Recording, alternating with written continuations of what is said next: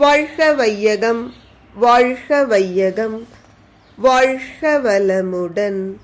குருவே துணை. அனைவருக்கும் அன்பு வணக்கம். ஆசான் அருட்தந்தை வேதாத்ரி மகரிஷி அவர்களது ஞான களஞ்சிய கவிதைகள் படித்துக் கொண்டிருக்கிறோம். இன்று கவியன் 212 பலாத்கார முறை துன்பமே என்பது தலைப்பு. பெரும்பாலோர் ஒவ்வாத முறையில் ஆட்சி புரியவெனில் பலாத்காரம் அன்றி ஆமோ? அரும்பாடு மக்கட்கே படுவோர் எல்லாம் ஆராய வேண்டும் அதை ஆழ்ந்து ஆழ்ந்து.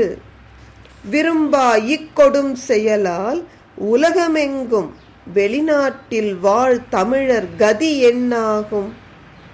திரும்பாது நல்வாழ்வு சீக்கிரத்தில் சிதறுண்டு போம் அன்றோ நமது வாழ்வு.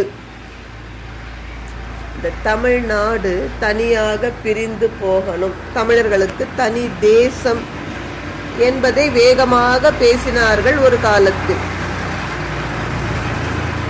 அப்ப அருட்தந்தை சொல்றாங்க, ஒரு சிலர் தலைமை பொறுப்பை தாங்கள் வழி வழியாக தக்க வைத்துக் கொள்ள வேண்டும் என்ற ஒரு சுயநல சூழ்ச்சியின் காரணமாக இப்படி தமிழர்களுக்கு தனி நாடுன்னு கேட்டா பெரும்பாலோர் மனம் அதை ஏற்றுக்கொள்ளவில்லை.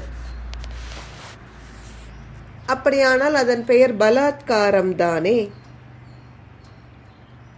அதே போல மக்கள் நல்வாழ்விற்காக அங்கங்கே அரும்பாடுபட்டு கொண்டிருக்கும் அறிஞர் பெருமக்கள் இதை கொஞ்சம் ஆழமாக ஆராய்ச்சி செய்ய வேண்டும். தமிழர்களுக்கு தனி நாடு என்பது சாதாரணமாக நாம் அலட்சியம் செய்யக்கூடிய விஷயம் அல்ல. ஏனெனில் கொஞ்சம் ஆராய்ச்சி இருப்பவர்களுக்கே தெரியும் இதனால் என்னென்ன தீமைகள் வரும் என்று. அப்படி சிந்தித்து பார்த்தால் இது தமிழ்நாட்டில் இருக்கும் தமிழர் வாழ்வை பாதிப்பதோடு மட்டும் நிற்பதில்லை. வெளிநாட்டில் வாழுகின்ற தமிழர்கள் கதி என்னவென்று சிந்தித்து பாருங்கள். அவர்கள் திரும்பி வரும் பொழுது இந்த தமிழ்நாடு தனி தேசம் என்றால், இந்திய நாட்டிலிருந்து பிரிந்தால் இவர்கள் நிலை ஒரு பாதுகாப்பற்ற தன்மை ஏற்படும் அல்லவா? இதை எப்படி அனுமதிக்க முடியும்? அவர்களும் தமிழர்கள் தானே. அது மட்டுமல்ல, இந்த குழப்பத்தினால் ஏற்படுகின்ற பிரச்சனைகள் அவ்வளவு சீக்கிரத்தில் தீராது, நமக்கும் நல்வாழ்வு திரும்பாது, ஒட்டுமொத்த தமிழர் வாழ்வும் சிதறுண்டு போகும். எனவே விழித்துக் கொள்வீர் என்று அருட்தந்தை எச்சரிக்கை விடுத்தார்.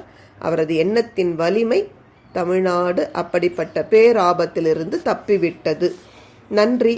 வாழ்க வளமுடன்.